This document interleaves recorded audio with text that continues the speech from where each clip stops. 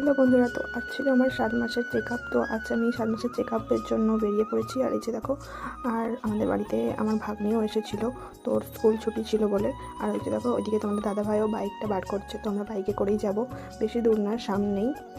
তো চলো বেরিয়ে পড়ে তোমার সাথে কথা হচ্ছে। তো অনেকটাই ভিড় ছিল বলে তো সেখানে গিয়ে আর ভিডিও করা হয়নি, ডাক্তারের ওখানে গিয়ে।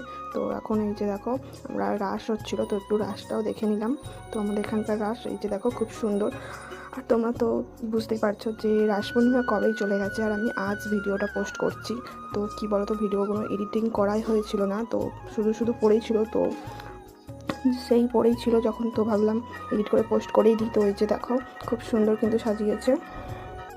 ডক্টর দেখানোর সময় তো একটু ভিডিও করাই হয়নি। আর তো চলো আমরা একটু রাশ ঘুরে নিই, তারপর তোমাদের সাথে আবার কথা হচ্ছে। তো তারপর মেলাতে ঘুরে আর কিছু খেয়ে বাড়ি চলে এসেছি। আর এই যে দেখো, সন্ধ্যাবেলা তোমার দাদাভাই ব্যাগ গোছাচ্ছে, তো কাজে যাবে বলে। তো বাইরে মানে দিল্লিতে আর যাবে না, তো কাছাকাছির মধ্যেই কাজে যাবে, তো সেই জন্য এখানে ব্যাগ গোছাচ্ছিলো। আর আমি তার মাঝে একটু ভিডিওটা করছিলাম, তো ভিডিও করতে আমাকে মানা করছিলো, তো সেই জন্য ভিডিওটা এইভাবেই হয়েছে। তো ব্যাগটা গুছিয়ে নোক চলো।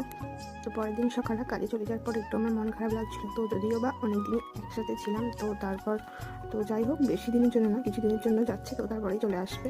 তো এই যে দেখো, এখন আমি মানে বাপের বাড়ি যাবো বলে বেরিয়ে পড়েছি। তো এখনও বেরোয়নি, তো ব্যাগপত্র গুছিয়ে নিয়েছি। এই যে দেখো, তো এইদিকে ব্যাগ আর ওদিকে ব্যাগ, অনেকগুলোই ব্যাগ হয়েছে। তো মা আসবে আনতে, না হলে দাদাভাই যাবে দিতে। তো দেখা যাক কী হয়। এখন আপাতত ব্যাগটা গুছিয়ে রেখেছি। আর এই যে দেখো, আমি বেরিয়েও পড়েছি। আর এখন যদিও শীতকাল, তো একটু ঠান্ডা ঠান্ডা আছে, আবার বাইকে তো আরও ঠান্ডা লাগবে, তো সেই জন্য দেখো এখানে সোয়েটার নিয়ে নিয়েছি। তো চলো, এই যে দেখো, মায়ের বাড়িতে চলেও এসেছি। আর তো আজকের জন্য টাটা। তো দেখা হচ্ছে পরের ভিডিওই।